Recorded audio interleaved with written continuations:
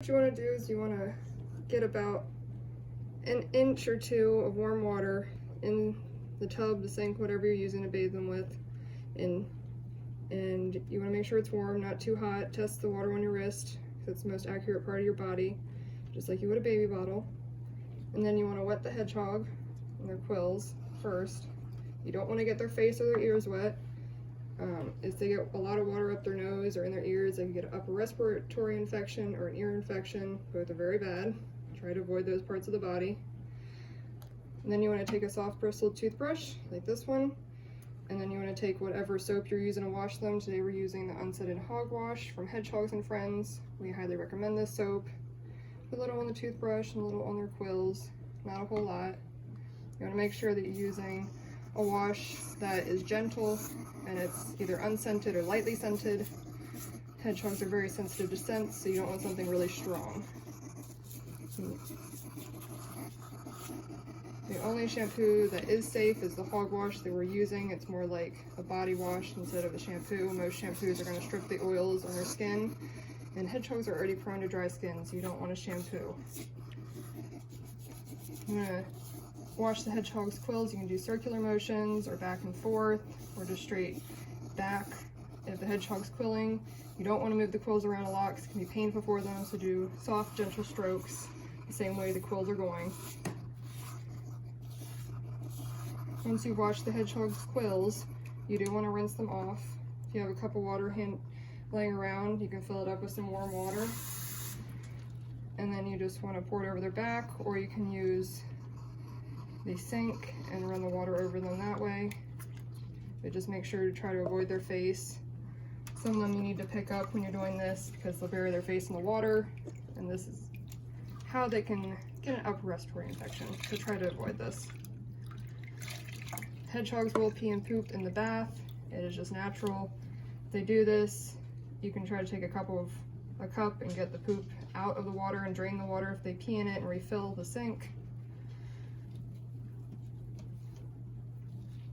Some hedgehogs will let you flip them on their back and wash their bellies. River's here, doesn't really care for that, so we're gonna wash his belly just by him standing. You're gonna put a little soap in your hand, just about a dime size, rub it around, and then you're just gonna massage his belly essentially till he's all clean. And then you're gonna wanna wash the paws if you can. Get those poop boots off of there. Right. And then we're gonna drain the sink to get all the soapy water out. We're gonna fill it with new clean warm water.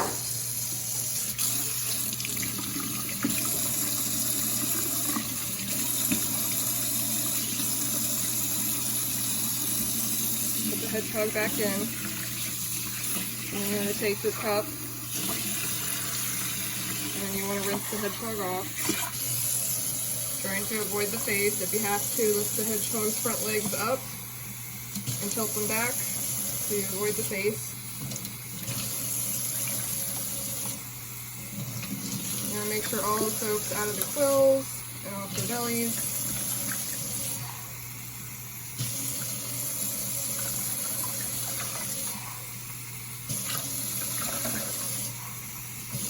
On the soap, some of them are a little thicker and it might take a while to get the soap out of the quills.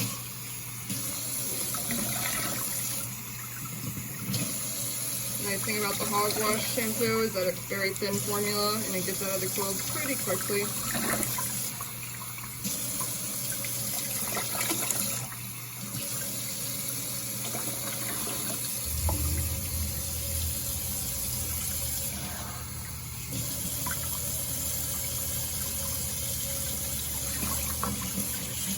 And we rinse all the soap out and off of him. And then you're going to stop the sink, drain the water out, and then once it completely drains, you can refill it with non-soapy water again. And you want to fill it about an inch to a half an inch, not too deep. And this is for when you have really squirmy hedgehogs that don't like nail clipping. Helps them not to ball up when you're trying to clip their nails. So you want to you can just take regular human nail clippers, baby nail clippers, or cuticle clippers to clip their nails, and you just essentially want to pick up one of their feet. They'll let you hold on to it and walk with them while they're walking around. You want to clip right before the pink part on the nails. The pink part is they're quick, just like on a dog and cat. You don't want to cut it or they'll bleed. Their feet aren't super sensitive, so if they do bleed, you can usually stop it with some cornstarch or flour, or if you have quick stop for dogs and cats, you can use that.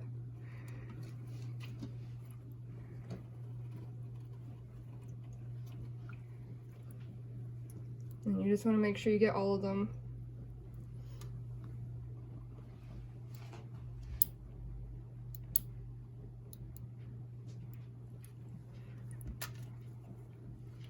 The front ones are usually the more difficult ones to get, but River's doing pretty good.